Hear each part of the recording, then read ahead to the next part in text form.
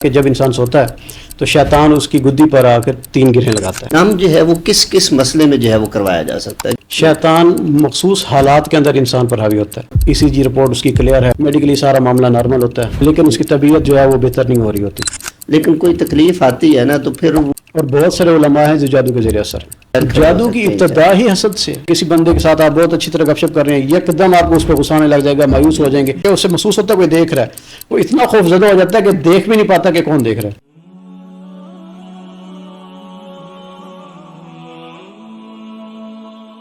بسم اللہ الرحمن الرحیم۔ سننا اسٹوڈیو کے پلیٹ فارم سے میں ہوں آپ کا میزبان ڈاکٹر اکرم حریری۔ ناظرین، آپ جانتے ہیں کہ سننا اسٹوڈیو سے بہت ہی اہم اور حالات کے مطابق پروگرام نشر کیے جا رہے ہیں۔ آج ہم بہت ہی اہم ٹاپک کے حوالے سے گفتگو کرنے جا رہے ہیں، جو کہ زیادہ تر ہماری سوسائٹی کا موضوع ہے اور بہت سے افراد اس کا شکار بھی ہیں۔ یقیناً آپ سنیں گے تو بہت استفادہ کریں گے۔ آج کا ہمارا موضوع ہے کہ دم کیا ہوتا ہے، دم کیوں کروایا جاتا ہے، اس کے پیچھے فلسفی کیا ہے، شرعی دم کیا ہوتا ہے، اس کا طریقہ کار کیا ہے، اس سے کن کن بیماریوں کا علاج کیا جاتا ہے۔ اس کے لیے آج ہم نے اسٹوڈیو میں دعوت دی ہے اپنے معزز مہمان شیخ ثمامہ سلفی صاحب کو، جو کہ ملتان کے بڑے ہی معروف روحانی معالج ہیں۔ اس کے علاوہ وہ حجامہ اسپیشلسٹ بھی ہیں، اور اس حوالے سے ان کی کافی اسٹڈی ہے اور بہت ہی اچھی گفتگو کرنے کے ساتھ ساتھ ایک بہترین معالج ہیں، دم کرنے والے بھی ہیں۔ آج ان سے ہم ڈیٹیل کے ساتھ اس حوالے سے گفتگو کریں گے انشاءاللہ۔ ہم ویلکم کرتے ہیں جی شیخ ثمامہ سلفی صاحب آپ کو اپنے اسٹوڈیو میں۔ کیسے ہیں آپ؟ الحمدللہ رب العالمین، ماشاءاللہ خیریت سے آپ پہنچ آئے اسٹوڈیو میں؟ الحمدللہ رب العالمین، آپ سنائیے طبیعت؟ اللہ کا بڑا شکر ہے الحمدللہ۔ جیسے کہ شیخ صاحب ہم نے موضوع میں ذکر کیا ہے کہ یہ شرعی دم، یہ علاج دم کیوں کروایا جاتا ہے، اس کے پیچھے کون سی جو ہے وہ فلسفی کام کرتی ہے کہ لوگ دم کے پیچھے جو ہے وہ جاتے ہیں، اور کون سے احباب ہیں جو کہتے ہیں کہ دم سے علاج کیا جا سکتا ہے، اور کن کن بیماریوں کا علاج کیا جا سکتا ہے، اور کچھ لوگ جو ہے ان کا کہنا ہے کہ یہ دم کوئی چیز نہیں۔ انشاءاللہ آج ہماری اس حوالے سے ڈیٹیل سے ڈسکشن ہوگی۔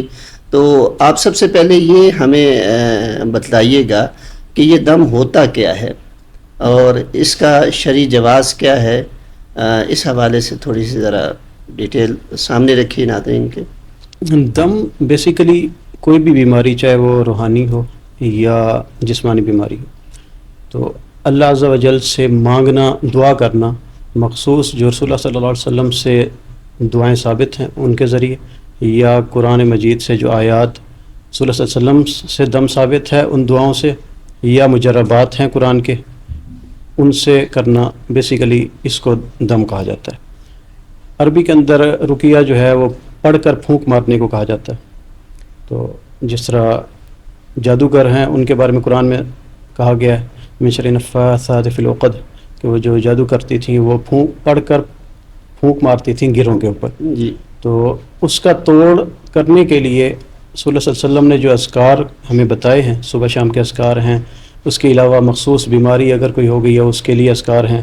جس طرح سنت سے ثابت ہے، صلی اللہ علیہ وسلم کو ایک دفعہ بچھو نے کاٹ لیا تو رسول اللہ صلی اللہ علیہ وسلم نے اس کا علاج، پانی منگوایا، اس کے میں نمک مکس کیا، فلق ناس پڑھتے گئے، اس پر پانی ڈالتے گئے، تو اللہ عز و جل نے اثر زائل کر دیا۔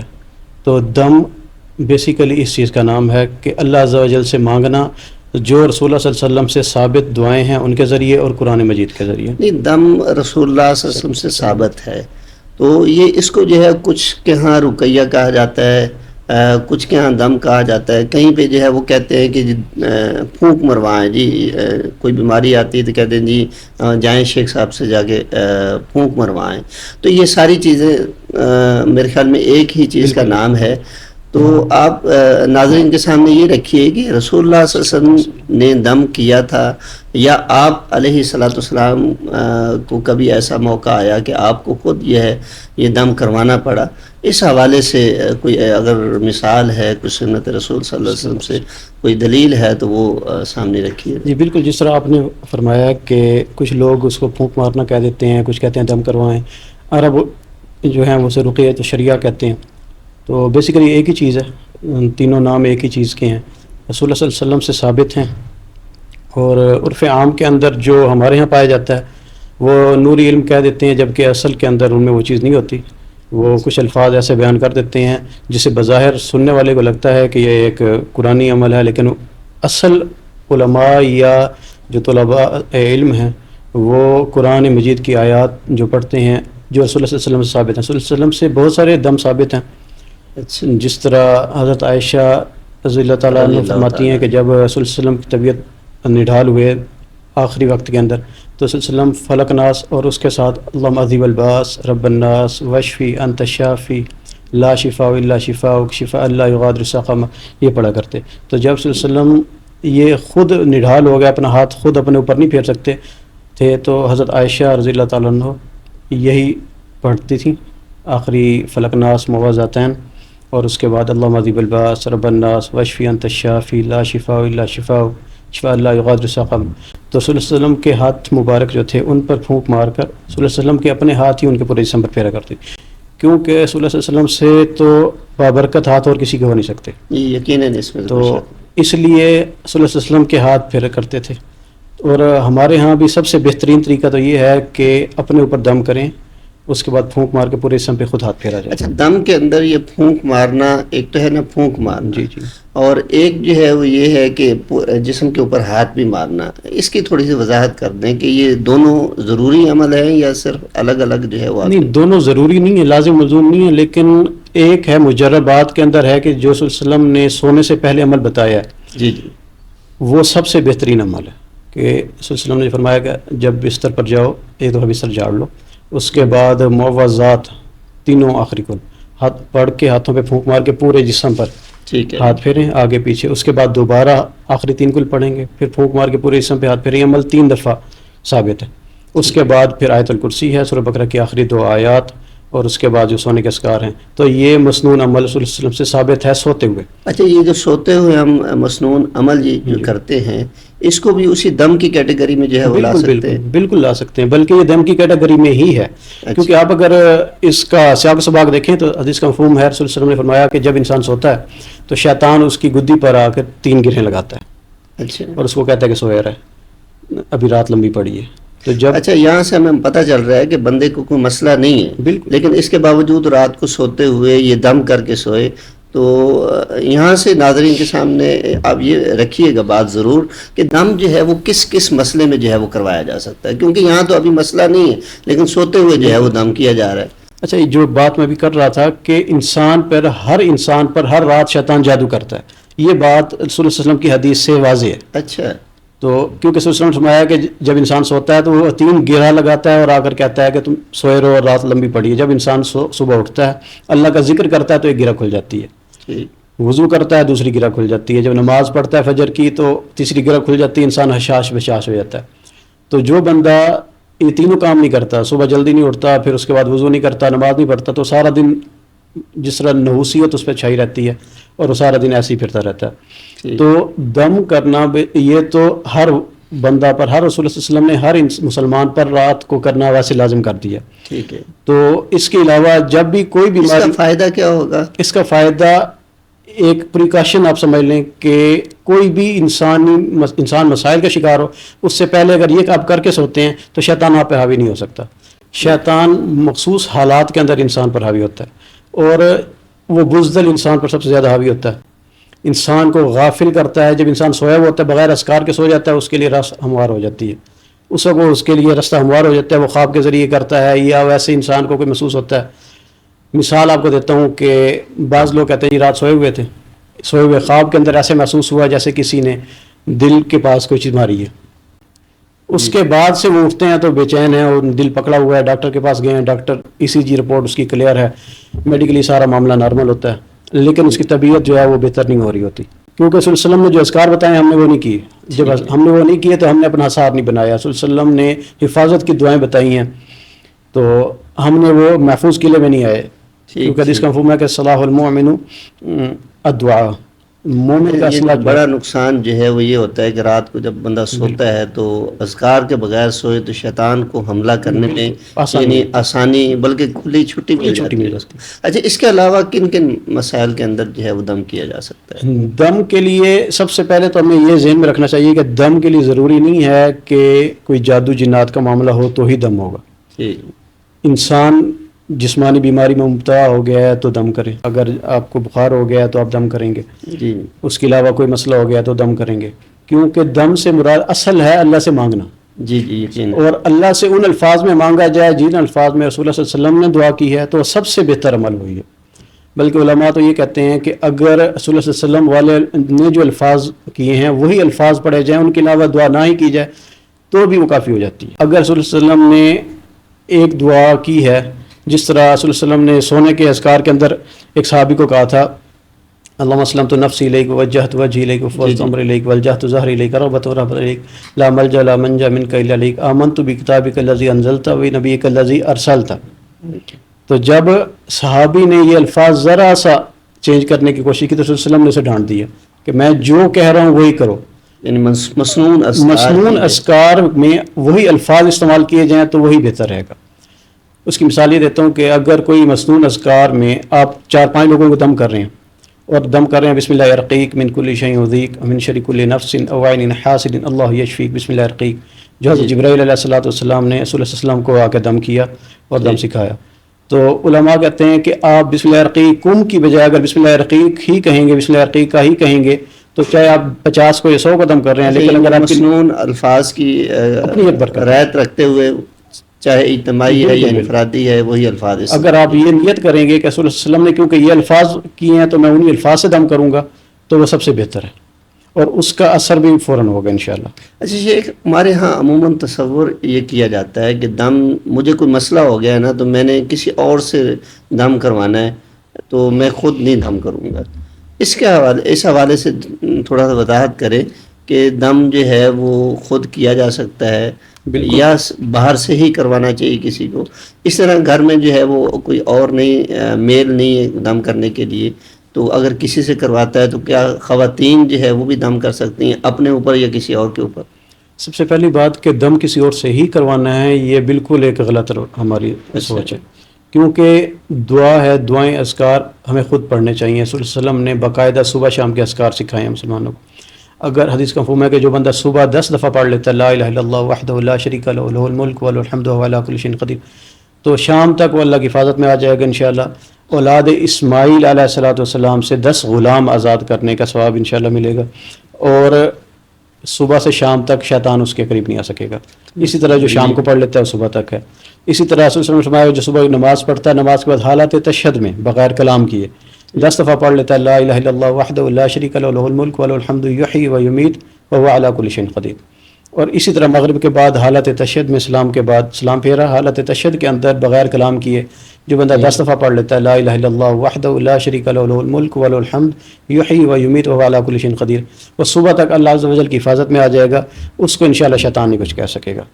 تو بہت بڑی فضیلت ہے یہ. دیکھیں ہمارے ہاں معروف ہے بس تیسرے کلمے کے نام سے، یعنی کہ بہت اچھا جو ہے وظیفہ اور تھوڑے سے وقت میں. رسول اللہ صلی اللہ علیہ وسلم کی گارنٹی ہے کہ جب رسول اللہ صلی اللہ علیہ وسلم کسی بات پہ کہہ دیں کہ وہ اللہ کی حفاظت میں آ جائے گا شیطان سے بچنے کے لیے، تو پھر کسی اور کی گارنٹی اس کے مقابلے میں کوئی حیثیت نہیں رکھتی. جی یقین. اور سب سے زیادہ بہتر وہی دعا ہے جو خود کی جائے، کیونکہ اللہ تعالیٰ قرآن میں فرماتے ہیں کہ اعوذ باللہ السمیع العلیم من الشیطان الرجیم امن یجیب المضطر اذا دعا، جب بندہ مضطرب ہوگا اور وہ دعا کرے گا تو وہ سب سے زیادہ سنی جائے گی.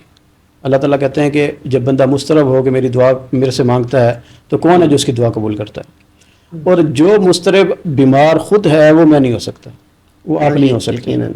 اب جتنے بڑے معالج بن جائیں، جتنا آپ کے اندر انسان کے لیے ایک ہمدردی کا پہلو ہو، لیکن جو خود بیمار ہے یا جس کا بچہ بیمار ہے، جس کی ماں بیمار ہے، بہن بیمار ہے، وہ میرے اندر آ ہی نہیں سکتا احساس.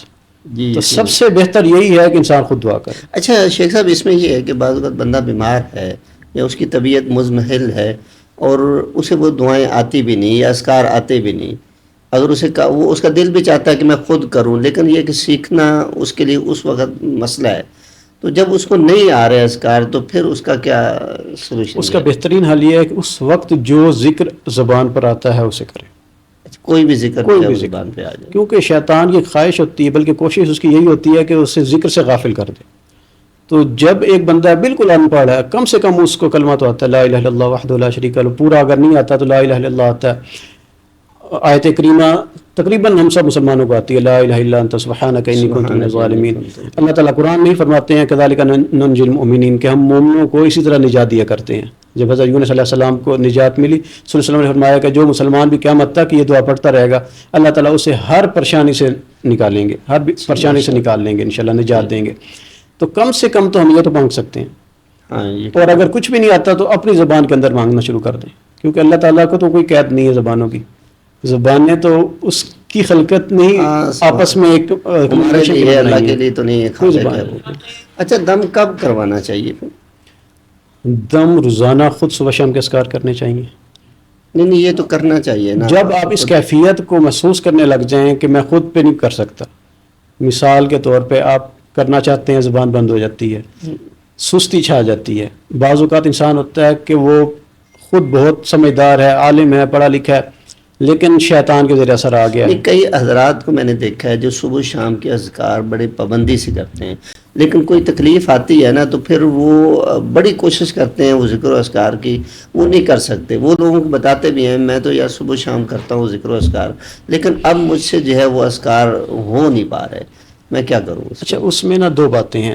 نمبر 1 بات تو یہ ہے کہ آپ یہ جو دعا ہے، صلی اللہ علیہ وسلم نے اس کا مفہوم ہے کہ جو بندہ صبح 3 دفعہ پڑھ لے بسم اللہ الذی لا یضر مع اسمہ شیء فی الارض ولا فی السماء وهو السمیع العلیم، شام تک وہ اللہ کی پناہ میں آ جاتا ہے، اسے دنیا میں کوئی چیز نقصان نہیں پہنچا سکتی. جو راوی یہ روایت کر رہے ہیں صحابی، وہ خود فالح زدہ ہیں. اور جس صحابی کو یا جس تابعی نے یہ روایت ان سے سنی تو وہ زیر لب مسکرایا ذرا. اچھا، تو انہوں نے کہا کہ میرے بھائی مجھے دیکھ کے نہ مسکراؤ، جس دن مجھے یہ فالج ہوا اس دن میں دعا پڑھنا بھول گیا تھا. اللہ. تو سب سے پہلے تو ہمیں اپنے ایمان میں کمزوری جو ہے اس کا خود دیکھنا چاہیے کہ کیا واقعی آج میں نے دعا پڑھی تھی، یہ میرے ساتھ مسائل ہو گئے ہیں. دوسری بات یہ ہے کہ شیطان انسان کے بعض کا حاوی ہو جاتا ہے. اس کی ایک چھوٹی سی مثال دیا کرتا ہوں کہ چوکیدار آپ نے کمرے کے باہر کھڑا دیا، اس نے پورا سال بہترین چوکیداری کی ہے، لیکن اسے 1 گھنٹے کے لیے اونگ آ گئی اور اندر چور گھس گیا. اب اس کی آنکھ کھلی تو اس نے کہا جی باہر سے کوئی نہیں گیا، لیکن چور اندر سارا صفایا کر رہا ہے. تو ہم اگر کہتے ہیں کہ ہم تو اذکار سارے کرتے ہیں، لیکن ایک دن ہم سے چوک ہو گئی تو اس کا کام ہو گیا. اللہ تعالیٰ قرآن میں فرماتے ہیں اعوذ باللہ السمیع العلیم من الشیطان الرجیم انہ یراکم هو وقبیلہ من حیث لا ترونہم، شیطان اور اس کا لاؤ لشکر تمہیں وہاں سے دیکھتے ہیں جہاں سے تم اسے نہیں دیکھ سکتے. وہ ہر وقت چوکا نہ کھڑا ہے، کیپیسٹی بہت زیادہ، اس کی کیپیسٹی اللہ تعالیٰ نے اسے طاقتیں دے دی ہیں. جی جی. تو جب وہ حملہ کر لیتا ہے تو اس کے بعد انسان سستی میں آ جاتا ہے، پھر جادو اثر کرتا ہے. صلی اللہ علیہ وسلم سے ڈر کر تو اذکار کرنے والا کوئی نہیں ہے، لیکن اللہ تعالیٰ نے امت کو دکھانا تھا کہ جادو بھی ہو سکتا ہے. تعلیم، امت کی تعلیم کے لیے. کیونکہ آپ یہ دیکھیں کہ رسول اللہ صلی اللہ علیہ وسلم کی حیات مبارکہ میں رسول اللہ صلی اللہ علیہ وسلم کے علاوہ کسی پر صحیح حدیث سے ثابت نہیں ہے کہ جادو ہوا ہو. یہ کوئی چھوٹی معمولی بات نہیں ہے. صلی اللہ علیہ وسلم پر جادو ہوا، احادیث میں آیا، اس کا علاج بتایا گیا. وہ تو شان نزول ہے نا، شان نزول اس کا باقاعدہ آپ جانتے ہیں، کوئی انکار ہی نہیں کر سکتا کہ فرشتے آئے، انہوں نے آگے بتایا، رسول اللہ علیہ وسلم وہاں گئے، وہاں سے نکلوایا دفن شدہ جو تھا. لیکن امت اسی طریقے سے علاج نہیں کر سکتی کیونکہ امت پہ وحی نازل نہیں ہوتی. لیکن صلی اللہ علیہ وسلم کی زندگی کے اندر کسی صحابی پر جادو نہیں ہوا، کیونکہ اگر ہوتا رسول اللہ علیہ وسلم اس کا علاج کر دیتے. اس کا مطلب ہے کہ رسول اللہ علیہ وسلم اذکار کرتے تھے، ان پر اللہ تعالیٰ نے امت کو دکھانے کے لیے جادو کا اثر کروا دیا. صحابہ بھی اذکار کرتے تھے اللہ کی رحمت سے، ان پر اثر نہیں ہوا. اسی طرح آصیب زدہ کا واقعہ آتا ہے جو آپ معروف روایت ہے کہ مرگی والی خاتون ایک آئی تھی صحابیہ، تو رسول اللہ علیہ وسلم سے کہا آپ سے دعا کی درخواست کی. رسول اللہ علیہ وسلم نے فرمایا کہ میں دعا کر دیتا ہوں تو اللہ تعالیٰ آپ کو صحت دیں گے، لیکن اگر آپ اس پر صبر کریں تو انشاءاللہ جنت کی ضمانت ہے. اللہ. تو یعنی ہر تکلیف جو ہے وہ اجر کا بالکل ایسے باعث بنتا ہے. مومن کے لیے تو کانٹا بھی چبھ جائے تو اس کے لیے اجر کا باعث بنتا ہے. تو بعض علماء، امام ابن تیمیہ رحمہ اللہ علیہ، وہ اس بات کے قائل ہیں کہ مرگی یا آصیب زدہ جو ہے اس کا علاج بہت طویل ہوتا ہے. اس کا علاج، بعض علاج ایسے ہیں کہ خود اگر نہ کیا جائے تو معالج کے پاس آپ جائیں گے، وہ اذکار کر دے گا. وہ اس طرح ہے جس طرح آپ ڈاکٹر کے پاس گئے، اس نے تھوڑی دیر کے لیے انجیکشن لگا دیا، آپ پین کلر ہو گیا، آپ گھر آئے، ایک دن طبیعت بہتر رہ گئی، پھر شروع ہو گیا. تو جب تک آپ خود اس کا علاج نہیں کریں گے تو یہ بھول جائیں کہ علاج مکمل ہوگا. ہمارے پاس کچھ لوگ آتے ہیں، آئے اس کے بعد حاضری ہو گئی، اس نے کہا میں جاتا ہوں. اب سب سے پہلے تو یہ ذہن میں رکھیں کہ شیطان کی بات سچ مان لیں آپ تو آپ خود نادان ہیں. شیاطین آئیں گے، جب اذکار کیے جاتے ہیں، قرآن اللہ کا پڑھا جاتا ہے، وہ رونا دھونا شروع کر دے گا، وعدے کرے گا، قسمیں اٹھا لے گا. لوگ کہتے ہیں جی قسم اٹھا لی ہے، چھوڑ دیں جی اب ٹھیک ہو گیا. لیکن جب تک آپ اپنے اذکار پورے نہیں رکھیں گے، اگر بالفرض وہ چلا بھی گیا تو واپس آ جائے گا. دیکھیں آپ نے اذکار اپنے نہیں کیا، اپنے ایک قلعہ بند نہیں ہوئے آپ، تو کب تک آپ کسی اور کے کیے ہوئے اذکار پہ رہ سکتے ہیں؟ اذکار اپنے خود آپ کریں گے، اپنے ایک حفاظتی قلعے کے اندر خود آئیں گے تو انشاءاللہ کچھ بھی نہیں ہوگا. تو جب آپ محسوس کرتے ہیں، یا آپ فرما رہے تھے کہ جس طرح بعض علماء ہیں لیکن ان کی طبیعت بوجھل ہوتی ہے، وہ خود کہتے ہیں میں اذکار تو کرتا ہوں لیکن میری طبیعت بہت خراب ہونا شروع ہو گئی ہے، تو آپ یاد رکھیے گا علماء پر جادو حقیقت میں ہو جاتا ہے. اور بہت سارے علماء ہیں جو جادو کے زیر اثر ہیں. میں بہت سارے ایسے علماء کو جانتا ہوں کہ ہمارے مسئلہ کے ایک عالم میں ان کا نام نہیں لینا چاہتا، وفات پا گئے ہیں، پاکستان میں بہت بڑا نام ہے. تو شیخ محترم سلفی صاحب کے پاس آئے، شیخ اقبال سلفی صاحب استاد محترم رحمہ اللہ علیہ، اللہ تعالیٰ ان کی قبر کو جنت کا باغ بنائے، آمین آمین. تو ان کا صدقہ جاریہ اللہ تعالیٰ تا قیامت جاری رکھے. ان کے پاس آئے تو انہوں نے بتایا کہ شیخ میں کم و بیش 18 سال ہو گئے اپنی وائف کے پاس نہیں گئے، میرے اندر ہمت نہیں ہے، میں جو ہی سوچتا ہوں کچھ ہونے لگ جاتا ہے. یہ سال اوپر نیچے ہو سکتے ہیں، 18 تھے یا 13 تھے، مجھے ایگزیکٹ یاد نہیں ہے. شیطانی اثرات اس حوالے سے بھی ہوتے ہیں. شیخ آپ دیکھیں اللہ تعالیٰ نے جو قرآن کے اندر سورہ بقرہ آیت نمبر 102 میں فرمایا کہ جب بنی اسرائیل جادو سیکھتے تھے تو جادو کی ابتدا ہی یہی سے سیکھتے تھے کہ میاں بیوی کو آپس میں جدا کیسے کیا جائے. اچھا، یعنی جادو کا سب سے بڑا سب سے پہلا فنکشن ہی یہی تھا کہ میاں بیوی کو آپس میں جدا کیسے کرنا. لیکن اللہ تعالیٰ نے ساتھ ہی فرما دیا وَمَا هُمْ بِضَارِّينَ بِهِ مِنْ أَحَدٍ إِلَّا بِإِذْنِ اللَّهِ. وہ اللہ عز و جل کے اذن کے بغیر کسی کو نقصان نہیں پہنچا سکتے تھے. یقیناً. لیکن اذن کے اندر اگر لکھا ہوا ہے کہ آپ پہ یہ اظہار آسانی ہونی ہے تو ہوگی. تو جب ان پہ علاج کیا گیا تو اللہ عز و جل کی رحمت سے وہ انہوں نے آ کے بتایا کہ جی میں اتنے عرصے کے بعد الحمدللہ اس قابل ہوں کہ اب میں گھر اپنی زندگی بہتر گزار پائے ہوں.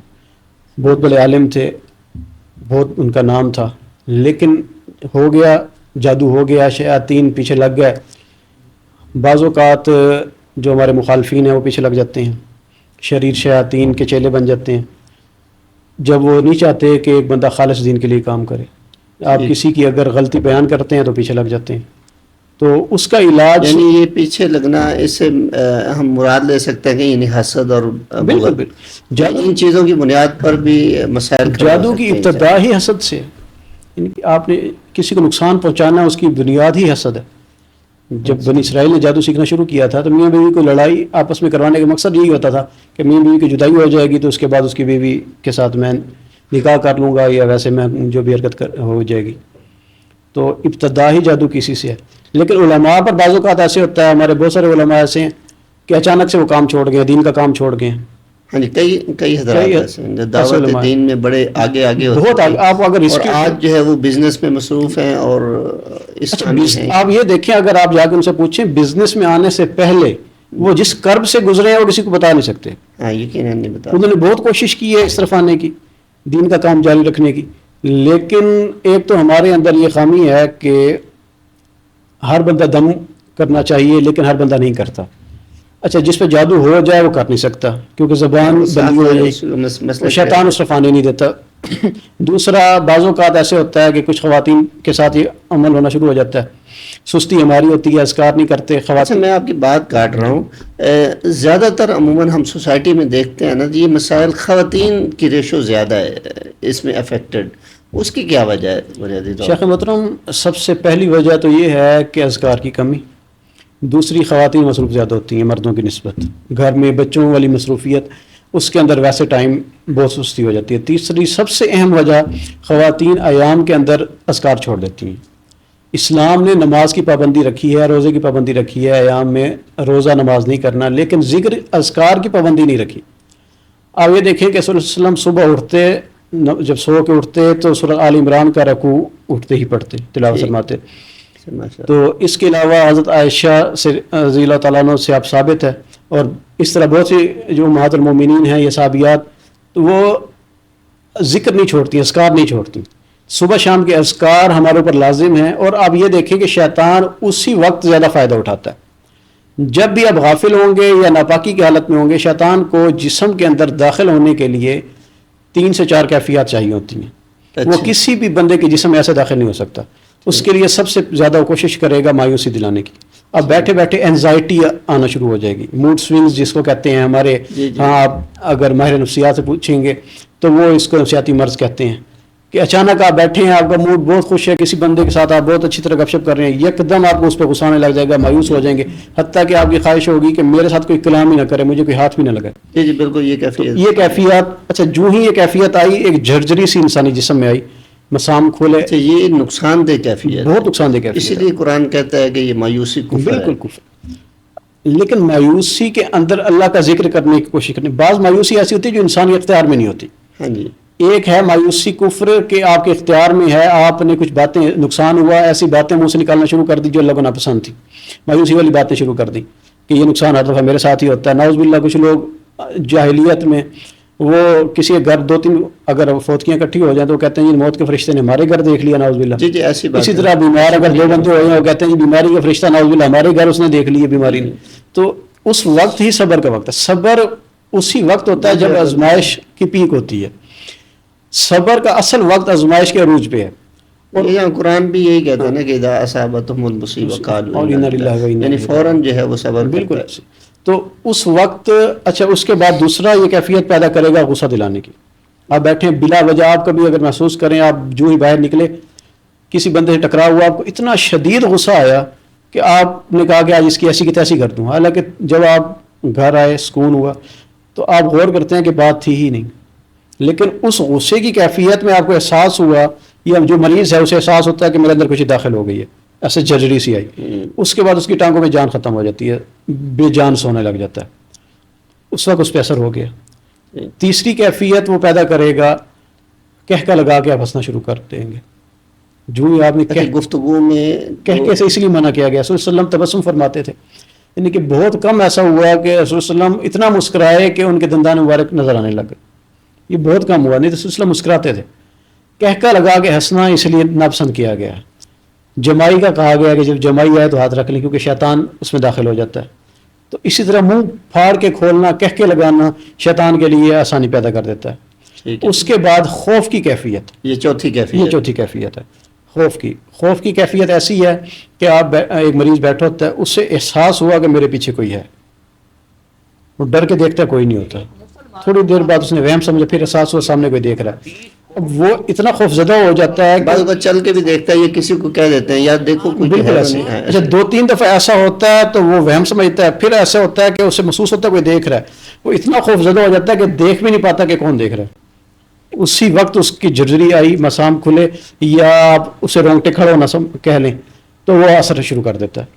اور سب سے اہم چیز وہ شہوت دلواتا ہے. اچھا شیخ صاحب، اس میں یہ بھی ہے کہ بعض اوقات بندہ جاگ رہا ہوتا ہے تو یہ چیزیں ہوتی ہیں. ایک انسان بعض اوقات سو رہا ہے تو اسے بھی یہ خوف والی کیفیت محسوس ہوتی ہے خواب میں، یا ویسے نیند کے اندر وہ شائبہ سا آتا ہے کہ کوئی آیا ہے اور اسے ڈرا گیا ہے.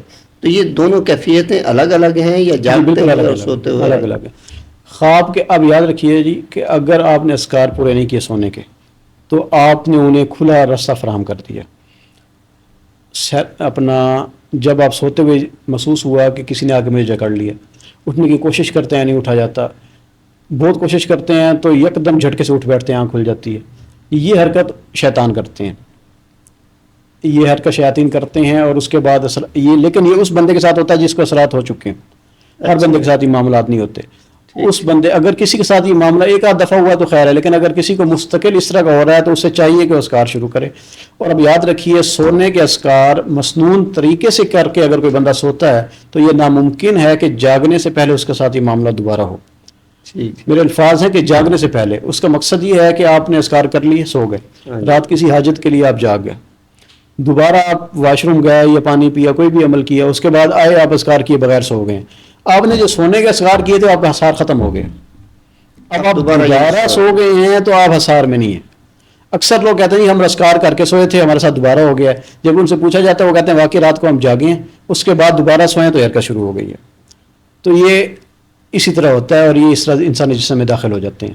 اس کے بعد اب اگر اللہ نہ کرے کسی کو یہ معاملات محسوس ہونا شروع ہو جائیں تو فوراً دم کی طرف رجوع کرنا چاہیے، خود ہی اذکار شروع کر لینے چاہیے۔ سورہ بقرہ کی آخری دو آیات اس بندے کو چاہیے کہ وہ اٹھتے بیٹھتے ہر وقت پڑھنا شروع کر دے، انشاءاللہ بہت جلدی اس کے معاملات بہتر ہونا شروع ہو جائیں گے۔ سمامہ بھائی، ہمارے ہاں اکثر جو بات کی جاتی ہے نا، کسی کی طبیعت خراب ہوئی ہے عموماً بچوں میں، تو کہتے ہیں جی اس کو نظر لگ گئی ہے۔ تو یہ نظر کی کیا حقیقت ہے؟ رسول اللہ صلی اللہ علیہ وسلم کے زمانے میں بھی لوگوں کو نظر ہوتی تھی، اگر ہوتی تھی تو نظر نکالنے کا، ختم کرنے کا یا اس کا اثر دور کرنے کا وہ کیا طریقہ نبوی ہے؟ جی، نظر رسول اللہ علیہ وسلم نے فرمایا کہ نظر حق ہے، تو نظر بد بالکل حق ہے، اور رسول اللہ علیہ وسلم کے زمانہ میں نظر کا بالکل پہلے واقعات یہ بھی ہیں۔ بتائیں کہ نظر ہے کیا چیز؟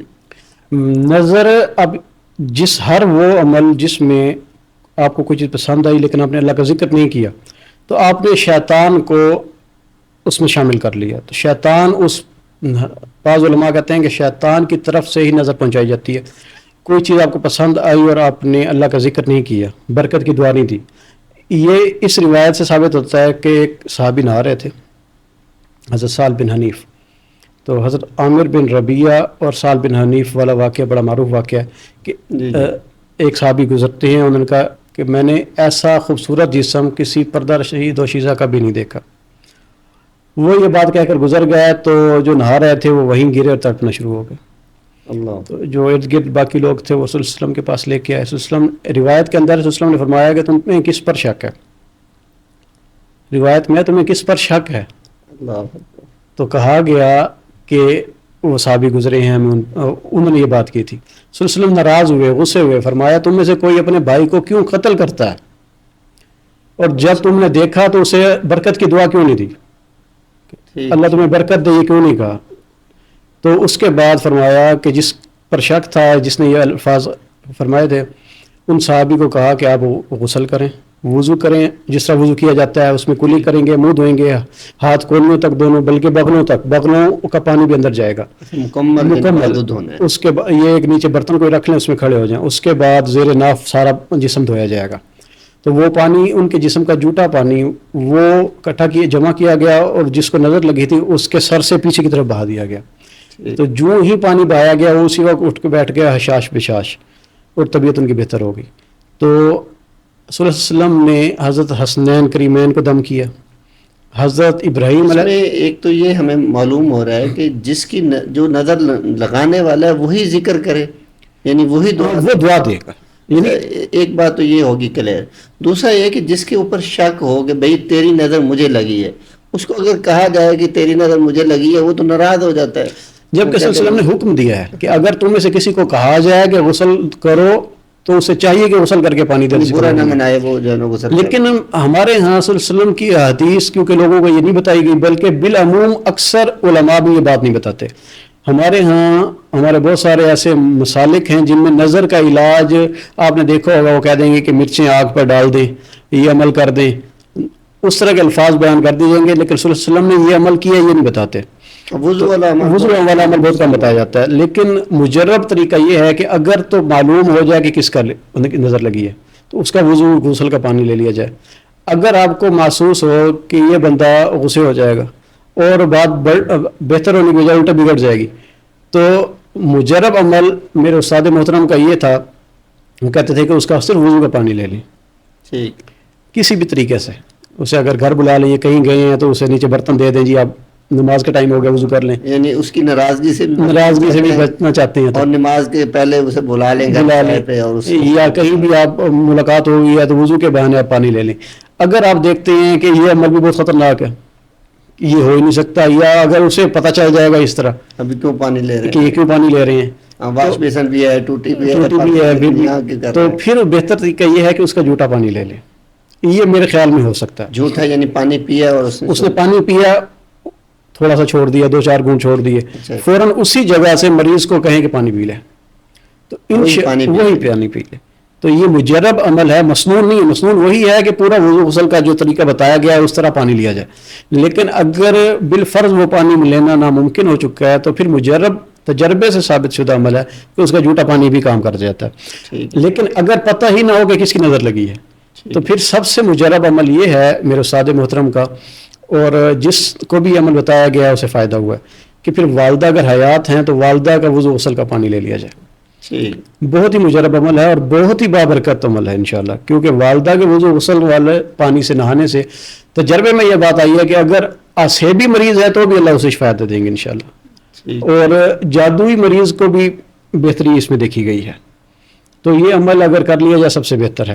اس کے بعد حضرت حسنین کریمین پہ جو رسول صلی اللہ علیہ وسلم دم کیا کرتے تھے، وہ دم کے الفاظ کیا ہیں؟ اگر دم یہ پہلے دونوں طریقے تو بہت کم استعمال ہوتے ہیں، دم والا آسان لگتا ہے طریقہ کار، تو وہ حضرت ابراہیم علیہ السلام اپنے دونوں بیٹوں کو یہ دم کیا کرتے تھے. صلی اللہ علیہ وسلم حضرت حسنین کریمین کو دم کیا کرتے تھے، اعوذکما بکلمات اللہ التامہ من شر الشیطان الوہام ومن کل عین لامہ. تو بہت وہ مختصر سا دم ہے. اگر انہوں نے اپنے دو بچوں کو کیا ہے، لیکن اگر آپ یہ نہیں پڑھتے تو اعوذک بکلمات اللہ التامہ من شر الشیطان الوہام ومن کل عین لامہ 3 دفعہ یہ کم سے کم پڑھیں. اور اگر آپ کو یقین ہے یا یقین کی حد تک شک ہے کہ اس کو نظر ہی ہے تو پھر آپ کو چاہیے کہ یہ بار بار یہ عمل کرتے رہیں، ہر نماز کے بعد بچے کو دم کر دیں. اور ضروری نہیں ہے کہ بچہ آپ کے سامنے ہو. یہ بات ایک اہم ٹاپک ہے کہ لوگ کہتے ہیں کہ دم اگر ایک بندہ بیرون ملک رہتا ہے تو دعا اللہ سے ہم نے مانگنی ہے، اعوذکما بکلمات اللہ التامہ یا اعوذک بکلمات اللہ التامہ.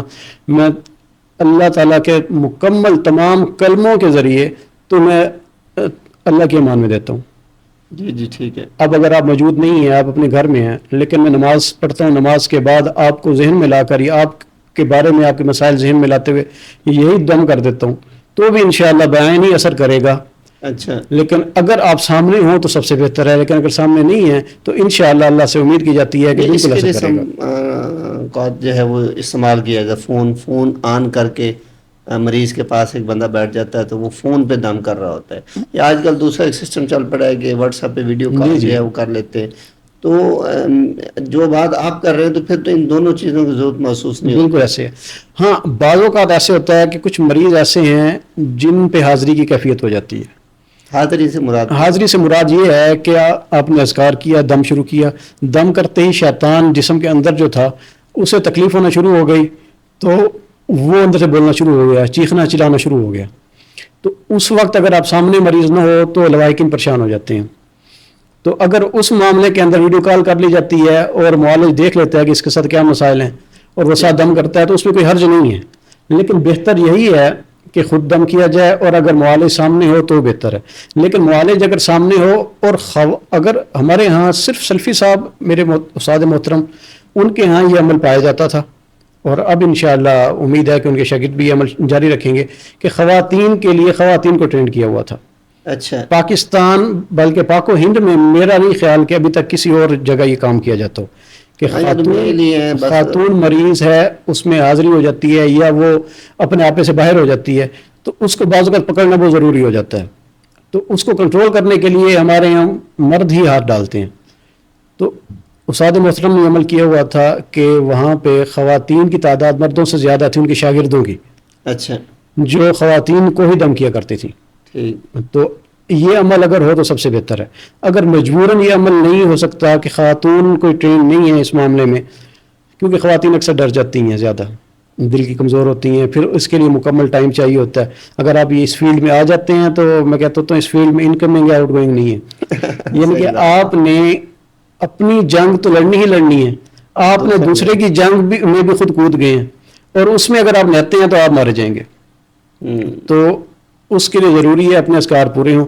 اور خواتین میں اکثر یہ ہوتا ہے کہ پھر وہ کاربند اس پہ مشکل نہ ہو جاتا ہے. اچھا شیخ صاحب ایک بڑا مسئلہ یہ بھی ہے کہ بندہ بیمار ہے نا تو اسے یہ کہا جائے نا بھی تیرے اوپر لگتا ہے کوئی جادو شادو ہو گیا ہے تو وہ کہتے ہیں نہیں ناراض ہوتے ہیں، غصے ہوتے ہیں، نہیں یہ نہیں ہو سکتا، یہ ساری ایسے. تو جو ان کے لواحقین ہوتے ہیں یا بعض اوقات خود مریض بھی ہے تو یہ آئیڈینٹیفائی کیسے ہوگا کہ یہ بیماری ہے یا جادو ہے؟ بالکل بہت اچھی بات ہے. آئیڈینٹیفائی کرنے کے لیے سب سے پہلے تو کوشش کرنی چاہیے کہ کوئی بھی مرض سے ڈاکٹر چیک کروانا چاہیے. کیونکہ معالجین کو چیک کروانا صحابہ سے بھی ثابت ہے، رسول صلی اللہ علیہ وسلم نے بھی صحابہ کو معالجین کے پاس بھیجا ہے. ٹھیک ہے. تو ایک معروف واقعہ ہے، ایک صحابی تھے، انہیں دل کی تکلیف ہوئی تو رسول صلی اللہ علیہ وسلم نے انہیں ایک طبیب کے پاس بھیجا کہ اس کے پاس لے جاؤ اور اسے کہو کہ اجوا کھجور گٹھلی سمیت پیس کر اس کو کھلائے. ٹھیک. اب یہ ایک چھوٹا سا عمل رسول صلی اللہ علیہ وسلم نے خود بتا دیا، لیکن یہ نہیں کہا کہ یہ عمل خود کر لو، بلکہ طبیب کے پاس بھیجا ہے کہ فلاں طبیب کے پاس لے جاؤ اور اس سے کہو کہ وہ اس اپنے طریقہ کار کے مطابق یہ پیس کر ان کو کھلائے. تو جب صحابی نے وہ عمل کیا تو اللہ تعالیٰ نے انہیں شفا دی، اور آج بھی یہ مجرب عمل ہے. میری اپنی دادی ماں اللہ ان کی مغفرت فرمائے، وہ تقریباً کوئی 84-85 سال کی عمر میں وفات پائی ہے. جب وہ 60-65 کی تھیں ان کو بائی پاس ہوا پہلی دفعہ، اس کے بعد تقریباً 10-12 سال بائی پاس رہتا ہے. ہمارے پاکستان میں جو حالات ہیں آہستہ آہستہ دوبارہ اسی معاملے میں آ جاتا ہے. تو ڈاکٹروں نے کہا جی کہ اب ان کی تقریباً وینز بند ہو چکی ہیں، تو وہ دعا والا معاملہ ہی ہے. تو ان کا اللہ کی رحمت سے یہی والا عمل کیا ہم نے. اجوا منگوائی، اس کو خود ہی ہم پیستے تھے، پیس کر مکس کر کر اس کا پیسٹ بناتے تھے. ایک تو بنا بنایا ملتا ہے وہ اکثر فراڈ ہوتا ہے، اکثر اس میں کچھ اور چیزیں مکس کر دیتے ہیں کیونکہ بہت مشقت والا کام ہے، گٹھلی اور اس کی کھجور کو مکس کر کر. تو ہم نے انہیں وہ دیا تو الحمدللہ تعدم مرگ ان کو دل کا معاملہ جو تھا وہ اس لیول تک نہیں پہنچا. بہتر. تو کسی اور مرض میں اللہ تعالیٰ نے ان کی عمر پوری پہچان کیسے ہوگی کہ تو اس میں ضروری ہے کہ آپ نے ڈاکٹر کو چیک کروا لیا. اگر مرض ڈاکٹر کی سمجھ میں نہیں آ رہی تو پھر آپ اذکار شروع کریں، آپ دم کرنا شروع کریں. قرآن پڑھتے ہیں، قرآن پڑھتے ہوئے بندہ بے چین ہونا شروع ہو جاتا ہے. آپ خود وہ قرآن نہیں پڑھنا چاہتا، یا جو ہی اذان آتی ہے وہ غصہ ہونا شروع ہو جاتا ہے یا وہ مایوسی ہونا شروع ہو جاتی ہے. جب اس پہ قرآن پڑھا جاتا ہے تو بھاگتا ہے یا وہ قرآن کو بند کر دیتا ہے. اگر اس کے سامنے ٹیپ ریکارڈر میں چلایا جاتا ہے یا موبائل میں چلاتے ہیں تو وہ موبائل اٹھا کے مارنا چاہتا ہے. کوئی اور اس کے سامنے پڑھتا ہے تو وہ بے چین ہونا شروع ہو جاتا ہے. اگر اس طرح کی کوئی کیفیت ہوتی ہے. اچھا، اس کے بعد خواب بہت اہم ذریعہ ہیں، ہمیں معلوم جس طریقے سے ہوتا ہے کیونکہ رسول اللہ صلی اللہ علیہ وسلم کی وفات کے بعد خواب سے بھی آئیڈینٹیفائی ہوتا ہے سب سے اہم ذریعہ خواب ہے، جنات وغیرہ. وہ اس طرح کے رسول اللہ علیہ وسلم کی وفات کے بعد وحی کا سلسلہ ختم ہو گیا. حدیث کا مفہوم صلی اللہ علیہ وسلم نے فرمایا کہ وحی ختم، وحی کا سلسلہ رک گیا ہے، مبشرات باقی ہیں. ٹھیک ہے. تو مبشرات پوچھا گیا کیا ہے تو فرمایا مومن کا سچا خواب، اور یہ نبوت کا 46واں حصہ ہے. جی بہتر. تو اللہ عز و جل خواب کے ذریعے بہت کچھ بتا دیتے ہیں انسان کو. تو اگر مریض کو خواب اس قسم کے آنا شروع ہو جاتے ہیں، بعض اوقات ہمارے پاس مریض آتا ہے اسے خواب ایک معمولی سا آیا ہوا ہوتا ہے، لیکن جسے اللہ نے علم دیا ہے تو جو اس کا خواب سنتا ہے اسے معلوم ہو جاتا ہے کہ اس کے ساتھ کوئی اور معاملہ ہوا.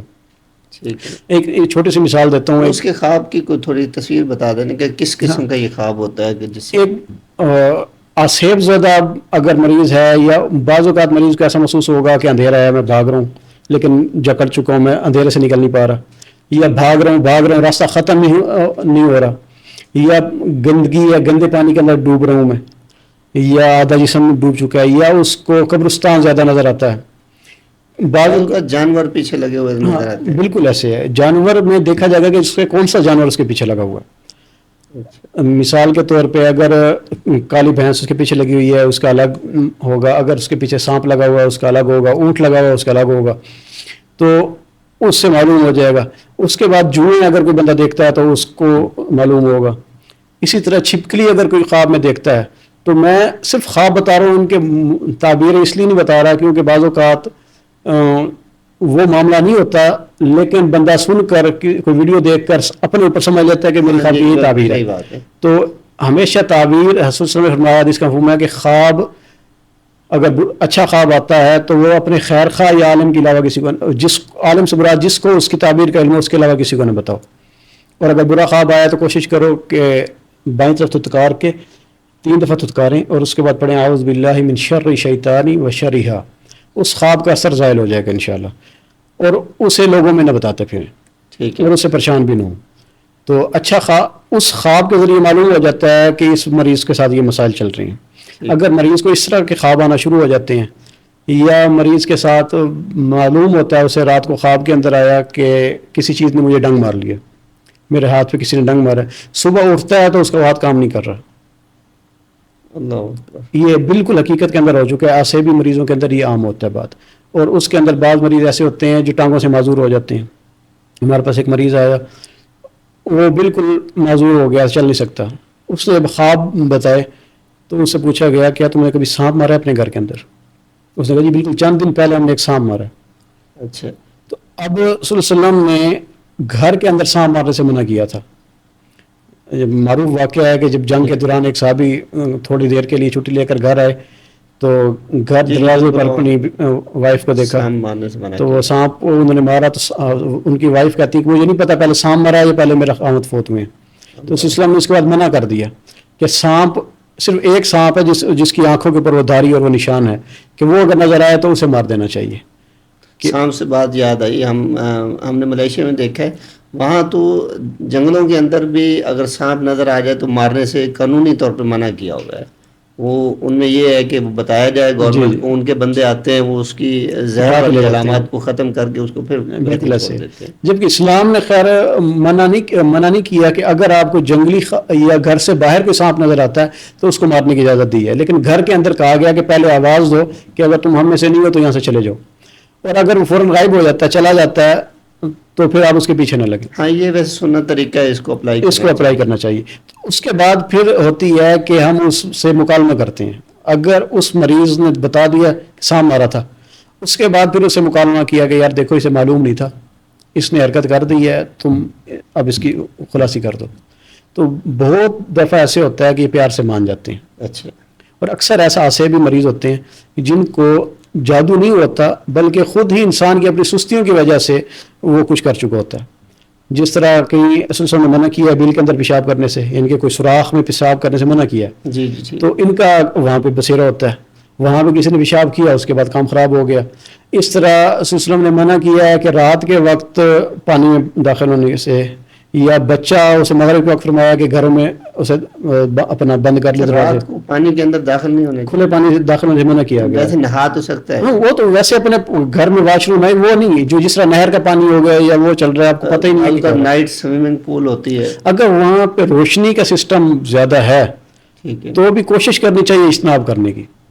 لیکن پھر بھی جو بچے ہیں ان کو بالکل ممنوع ہے, کیونکہ رسول نے منع کر دیا ہے کہ بچوں کا تو ویسے منع کر دیا. بہت سے ایسے بچے ہیں جو رات کو باہر نکلنے کی وجہ سے پکڑے جاتے ہیں, کیونکہ فرمایا شیاطین جو ہیں وہ اپنے پھیل رہے ہوتے ہیں, تو آپ دروازے بند کر لو, جب رات گہری ہو جائے تو اس کے بعد آپ دروازے کھول دو چاہے بچہ, اس کے بعد مسئلہ نہیں ہوتا. ٹھیک ہے. تو جو ہر وہ عمل جس سے رسول اللہ صلی اللہ علیہ وسلم نے منع کیا ہے اس پہ اگر ہم کریں گے تو شیاطین اس کے بعد کچھ کرتے ہیں تو پھر ہم انہیں کچھ نہیں کر سکتے. پھر اس کے بعد یہی ہوتا ہے کہ ان سے منت سماجت والی بات آ جاتی ہے. انہیں کہا جاتا ہے کہ دیکھیں بچہ تھا اسے پتہ نہیں تھا, یا اس بندے نے سانپ مارا اسے پتہ نہیں تھا. اکثر منت سماجت آپ کہہ رہے ہیں تو اس کا مطلب ہے کہ وہ کمیونیکیٹ کر سکتے ہیں, بات چیت کر سکتے ہیں. تو جو بندہ خود سے اپنا دم کر سکتا ہے, دم کرتا ہے, ذکر اذکار کرتا ہے, کیا وہ بھی بات چیت ان سے کر سکتا ہے, یا اس کے لیے پھر روحانی جس کے اندر حاضر ہوتے ہیں یا جس کے اندر داخل ہو چکا ہے اس وقت جب وہ کلام کرتے ہیں تو وہ بندہ اس وقت بیہوشی کے عالم میں ہو جاتا ہے, اسے خود نہیں پتہ ہوتا میں کیا بات کر رہا ہوں. شیخ ابن تیمیہ رحمہ اللہ علیہ ان سے کئی واقعات اس طرح کے ہیں کہ ایک مرغی کا مریض لایا گیا تو وہ کلام کر رہا تھا, شیخ ابن تیمیہ نے ڈنڈا اٹھایا اسے مارنا شروع کر دیا, تو وہ کلام کرتے ہوئے ڈیٹ بن رہا تھا کہ جی میں نہیں نکلوں گا, یا تو جب اسے مارا گیا تو روتے چیختے جب وہ گیا. تو جب مارتے ہیں تو چھوٹے مریض کو نہیں لگتے.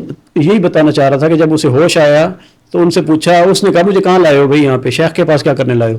تو انہوں نے کہا تجھے نہیں پتا کچھ؟ اس نے کہا جی مجھے تو کوئی پتہ نہیں ہے, میں تو گھر میں تھا, بے ہوش ہوا تو اس کے بعد اب ہوش آیا مجھے.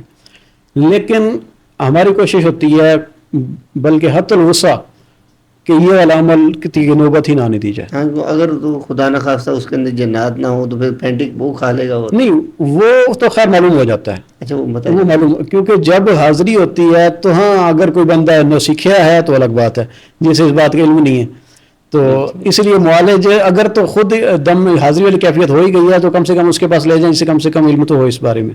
نہیں تو بہت سارے ایسے ہیں جو مریض کی ہڈی پسلی توڑ دیتے ہیں. جی وہی سننے میں آتا ہے.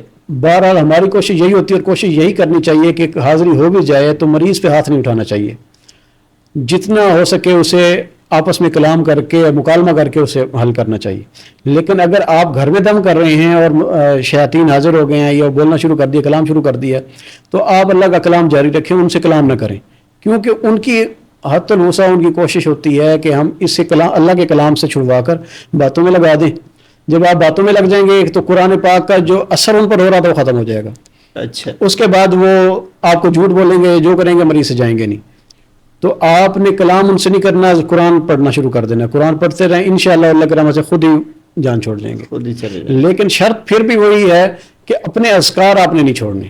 اچھا, یہ حاضری ہوتی ہے, اس میں دیکھنے میں یہ بھی آتا ہے کہ مریض جو ہے وہ 5-5 6 بندوں کے قابو نہیں آ رہا ہوتا, گھر کی چیزیں توڑ رہا ہوتا ہے, وہ 10 من وزن ہوتا ہے, اس کو جو ہے وہ ایسے ایک پنچ کے اوپر جو ہے وہ گھما رہا ہوتا ہے. تو یہ ساری چیزیں جو ہے کیا ریئلٹی میں ہو رہی ہوتی ہیں؟ بالکل حقیقت میں ہو رہی ہوتی ہیں. لیکن اب یہ دیکھیں کہ 10 بندوں سے وہ مریض قابو نہیں آ رہا ہوتا, لیکن ایک بہادر بندہ چلا جائے وہ فوراً بیٹھ جائے گا. وہ اس کی خواہش ہوتی ہے, بلکہ کوشش ان کی فل یہی ہوتی ہے کہ ان کے لائقین کو خوف زدہ کیا جائے. مریض اکیلا ہوگا تو حاضری نہیں ہوگی, یہ یاد رکھیے گا. اچھا. 99% اکیلا مریض تنہائی میں اسے حاضری نہیں ہوگی. ٹھیک ہے, کیونکہ اس کے عزیزوں کا بیٹھے ہوں گے تب ان کا حاضری کا مقصد ہی یہی ہوتا ہے کہ باقی لوگوں کو خوف زدہ کرنا ہے, تاکہ وہ اس کے علاج کی طرف نہ جائیں. اگر آپ شرکیہ علاج کی طرف چلے جاتے ہیں, کسی ایسے بندے کے پاس لے جاتے ہیں جو شرک کر رہا ہے, تو اکثر یہ فوراً ڈرامہ کریں گے, ہم نکل گئے ہیں, ہمیں معاف کر دو فلاں نہیں, اس کے بعد فوراً نکل جائیں گے. اچھا. اعلان کریں گے کہ ہم نکل گئے ہیں, مریض بے ہوش ہو جائے گا, جبکہ حقیقت میں اس سے نہیں گئے ہوتے. اس کے بعد جو ہی آپ اللہ کا کلام پڑھنا شروع کریں گے پھر حاضری ہو جائے گی. تو یہ ڈرامہ بازیاں کرتے ہیں. اس طرح کی کیفیات اگر ہو جائیں تو لوائقین کو چاہیے کہ وہ اگر ڈرامہ بازی کر رہا ہے اسے اس کے حال پہ چھوڑ دیں, اللہ کا ذکر کرنا شروع کر دیں, اللہ کا کلام پڑھیں, قرآن پڑھنا شروع کر دیں, انشاءاللہ اسی وقت نارمل ہونا شروع کر دیں. یعنی ایسی اگر کیفیت ہے کہ وہ برتن توڑ رہا ہے, گھر کی چیزوں کو نقصان پہنچا رہا ہے, ایک بندہ اس سے پکڑ کے بیٹھ جائے, اسے کہ خبردار آپ کلام کریں, اسے کہیں کہ اب تو نہیں حرکت کی نا, تو اس کے بعد اگر پکڑ کے بیٹھ جائے, نہیں پکڑ کے بیٹھتے تو پھر وہ اللہ کا ذکر سارے کرنا شروع کر دیں.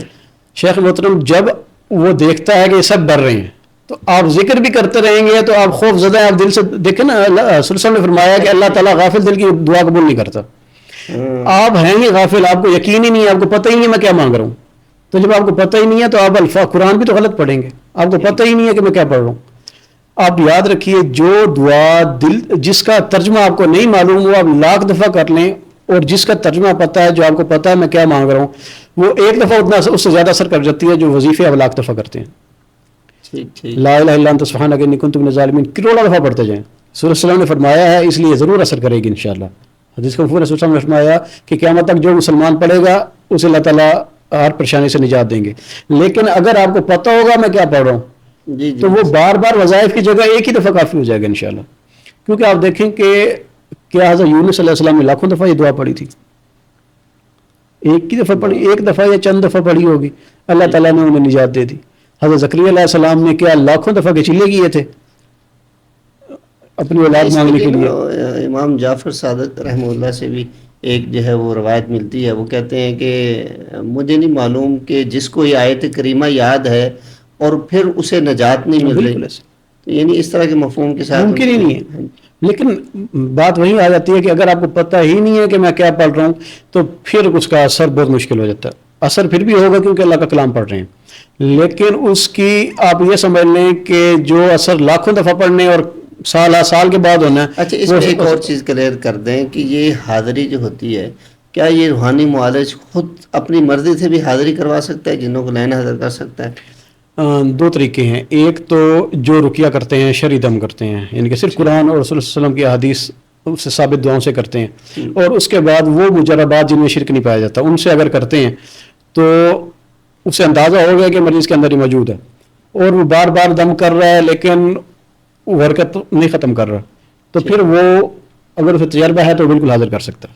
ٹھیک ہے. لیکن اگر وہ شیطانی معالج ہے تو وہ بھی کر سکتا ہے, بعض اوقات وہ ڈبل عمل کر دیتا ہے. ڈبل عمل اس طرح کہ ایک بندے پہ شیطانی عمل نہیں ہے, اسے مسئلہ جسمانی ہے, لیکن اگر آپ اسے لے کے چلے گئے کسی جادوگر کے پاس, اس نے کیا کرنا ہے کہ شیطان اس کے ساتھ ہوگا, شیطان واقعی اس کے جسم میں داخل ہو جائے گا اور اس کے ساتھ حرکتیں شروع کر دے گا. اب وہ ڈبل نقصان ہو گیا. کئی دفعہ ایسے ہوا ہے کہ بالکل ایسے ہوتا ہے, لیکن مریض ہو جاتے ہیں. آپ یقین مانیں ملتان کے اندر ایک بہت نامور عالم ہے, میں ان کا نام تو خیر کسی بھی مریض کا لینا مناسب نہیں ہوتا. ان کی مجھے کال آئی, صرف ایک دفعہ آئی اور شرمندگی سے انہوں نے دوبارہ میرے سے رابطہ ہی نہیں کیا. ہوا کیا کہ ان کی ایک جوان شادی شدہ بچوں والی بیٹی کے ساتھ مسئلہ ہوا, اور ہمارے ساتھ مسئلہ یہ ہے کہ ہمارے سلفی لوگ بھی ایک تو اس فیلڈ میں آتے بہت کم ہیں, جو آتے ہیں وہ پھر دوسروں کے شیطان کے ہتھے بھی چڑھ جاتے ہیں, وہ پھر وہی عمل شروع کر دیتے ہیں جو دوسرے کر رہے ہوتے ہیں. تو مجھے انہوں نے کہا جی کہ ہم ایک عامل پہ لے گئے. بچی واپس جب سے آئی ہے نا, اب بچی کہتی ہے کہ مجھے روک لو, میں اسی کے پاس چلی جاؤں گی. نیک بچی ہے, وہ روتی ہے, تڑپتی ہے, کہتی ہے مجھے نہیں پتا, میں دل کر رہا ہے کہ میں اسی کے پاس جا کے بیٹھ جاؤں, لیکن مجھے کسی طرح روک لو, بچا لو, میں اس کے پاس نہیں جانا چاہتی. اس خبیث نے لڑکی پہ نظر ڈالی, شیطان اس کے ساتھ تھا, اسے پسند آئی, اس نے اپنی حرکت ساتھ شروع کر دی.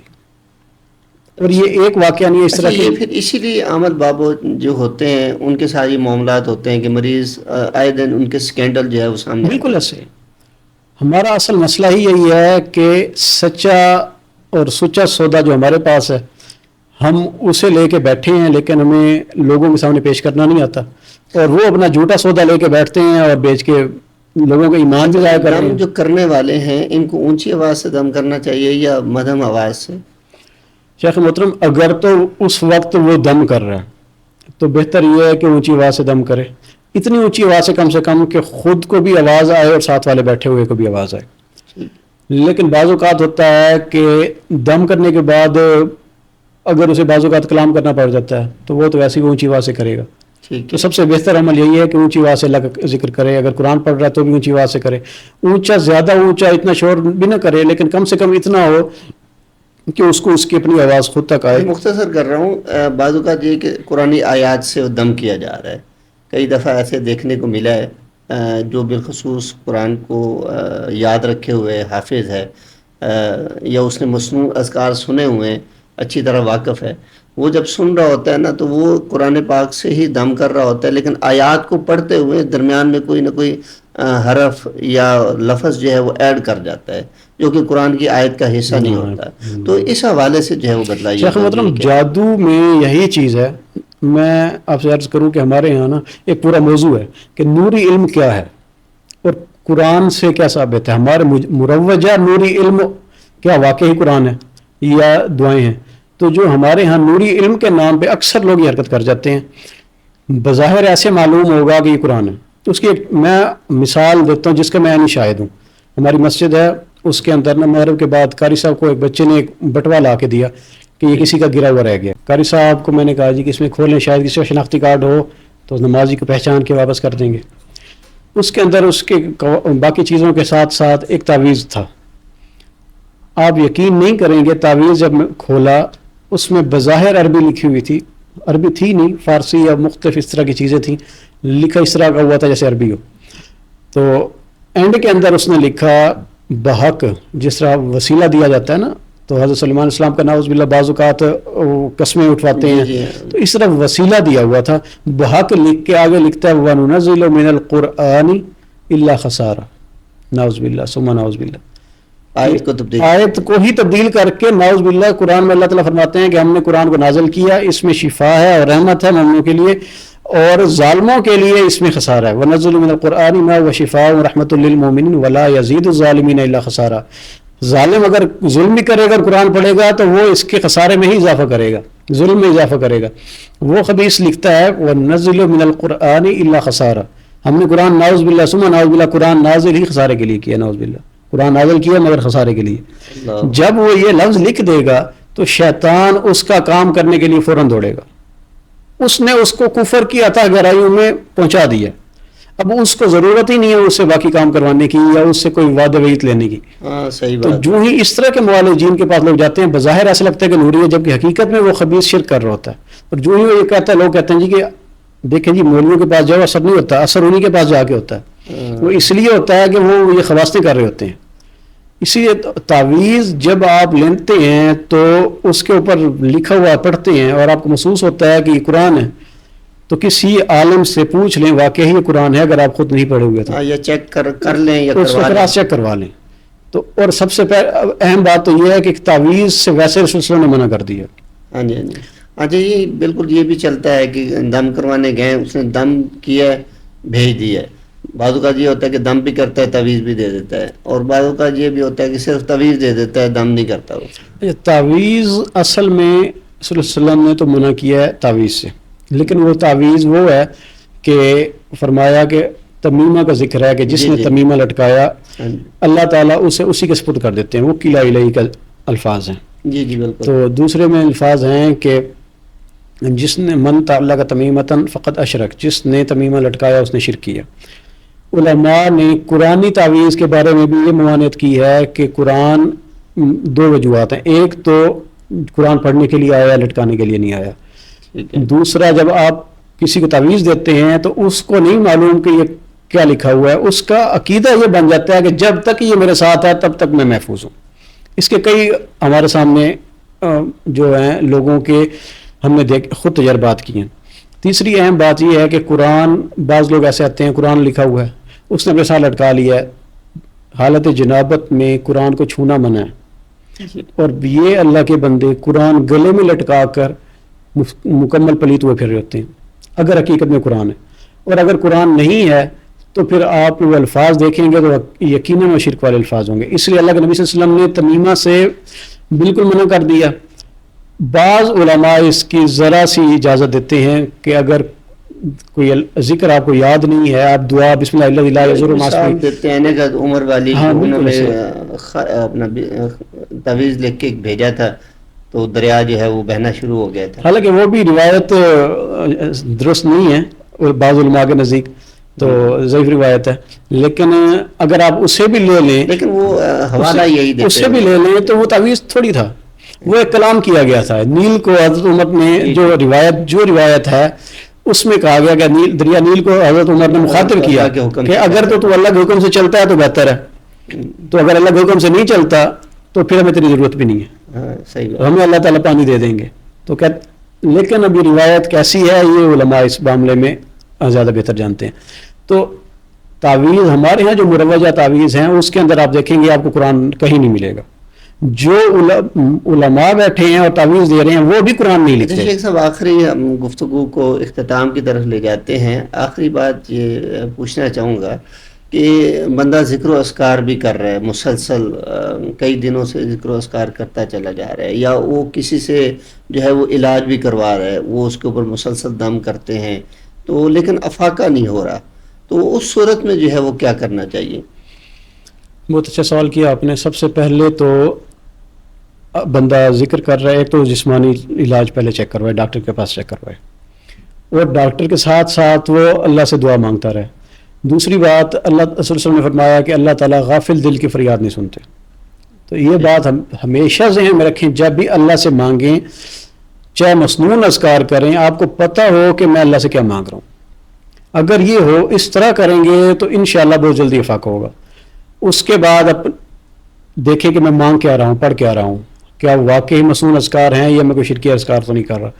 اس کے بعد تیسری اہم چیز ہے کہ صلی اللہ علیہ وسلم نے فرمایا اس کا مفہوم ہے کہ دعا جب بندہ کرتا ہے تو اللہ تعالیٰ انسان مومن کی دعا ہر دعا قبول کرتے ہیں. ایک دعا بعین ہی قبول ہو جاتی ہے, انسان نے جو مانگا وہی مل گیا, 3 سٹیجز بن جاتے ہیں. تو دوسری سٹیج اس سے کوئی دوسری بیماری اللہ تعالیٰ یا دوسری مصیبت اسے ہٹا دیتے ہیں. تیسری روز محشر انشاءاللہ اسے درجات کی صورت میں ملے گی. تو اگر بندہ کر رہا ہے اور اس کو اثر نہیں ہو رہا, سب سے پہلے تو اپنے ایمان میں دیکھے کہ میرے ایمان میں کوئی کمی تو نہیں ہے, میں کیونکہ اللہ تعالیٰ مجھے بھی سستیوں سے بچائے, ہم سب کو بچائے. جو بندہ نماز پڑھتا ہے لیکن 4 نمازیں پڑھ لیتا ہے, ایک چھوڑ دیتا ہے, ہمارے اندر اکثر ہی لوگوں میں سستی پائی جاتی ہے. 3 پڑھ لی 2 چھوڑ دی مستقل. تو قرآن میں اللہ تعالیٰ فرماتے ہیں اعوذ باللہ من الشیطان الرجیم فویل للمصلین, ویل ہے نمازیوں کے لیے, بربادی ہے نمازیوں کے لیے, الذین هم عن صلاتهم ساہون, نمازوں کے معاملے میں جو نمازوں کے معاملے میں سستی کرتے ہیں. تو اگر آپ نمازوں کے معاملے میں سستی کر رہے ہیں, ساتھ اذکار کر رہے ہیں, تو سب سے پہلے یہ دیکھیں کہ میرے اندر یہ سستی ہے, اس میں پورا کروں. اس کے بعد اذکار کر رہے ہیں اور پھر بھی اثر نہیں ہو رہا, تو پھر انشاءاللہ ہو سکتا ہے اللہ تعالیٰ آپ کی اس کے بدلے کوئی اور مصیبت سے آپ کو اللہ تعالیٰ بچا لیں, یا پھر اللہ تعالیٰ روز محشر آپ کے لیے, کیونکہ جو مرغی والی مریضہ ہے اس سے ہمیں ثابت ہوتا ہے کہ صلی اللہ علیہ وسلم نے کہا تھا کہ تم صبر کرو گی تو تمہارے لیے جنت ہے. تو اس طرح کی بیماریوں میں انشاءاللہ صبر جو ہے وہ اللہ تعالیٰ اس سے جنت عطا فرمائیں گے. یہ ہمارا یقین ہونا چاہیے. ماشاءاللہ شیخ صاحب آپ نے بہت اچھی گفتگو کی. امید ہے ناظرین آپ کو بھی یہ گفتگو پسند آئی ہوگی, اور پسند آنے کے ساتھ ساتھ انشاءاللہ یہ ہمارے لیے بہت زیادہ فائدہ مند بھی ہوگی. گفتگو میں شیخ صاحب نے کئی ساری باتیں بتائیں, کئی اذکار کے بارے میں بتلایا, شیطان کن مواقع پر, کن کیفیتوں پر انسان پر حملہ آور ہوتا ہے وہ کیفیتیں تفصیل سے تذکرہ فرمائیں. جنات کا وہم کب ہوتا ہے, اس کا علاج کیسے ہو سکتا ہے, وہ بھی سارا جو ہے وہ ہمیں بتلایا. یقیناً یہ ہماری سوسائٹی کا ایک بڑا مسئلہ ہے. ہم سستیوں کا شکار ہوتے ہیں, ہمارا علاج معالجہ ہو رہا ہوتا ہے اور ہم سمجھتے ہیں کہ ہم ٹھیک نہیں ہونے پا رہے. تو یہاں پہ جسمانی بیماریوں کے ساتھ ساتھ انسان کو جو ہے وہ اپنے آپ کو روحانی لحاظ سے بھی جو ہے وہ ٹھیک رکھنا چاہیے, اور اس کے لیے اللہ کے ذکر کے ساتھ جو ہے وہ جڑے رہنا یہ بہت ضروری ہے. آج کی گفتگو کا ٹاپک یہ رکھنے کا مقصد بھی یہ تھا کہ جہاں کہیں ہماری صبح و شام کی زندگی میں سستیاں ہیں, کوتاہیاں ہیں, وہ ہماری دور ہو جائیں. اور اس حوالے سے ہم اللہ رب العزت کی پناہ میں آتے ہوئے شیاطین کے حملوں سے, ان کی چالوں سے, ان کے فریبوں سے جو ہے وہ اپنے آپ کو محفوظ رکھ سکیں. اسی کے ساتھ اپنے میزبان ڈاکٹر اکرم حریری کو اجازت دیجیے. انشاءاللہ ہم سننا کے پلیٹ فارم سے مزید اچھے موضوعات کے ساتھ آپ کی خدمت میں حاضر ہوتے رہیں گے. السلام علیکم ورحمۃ اللہ وبرکاتہ.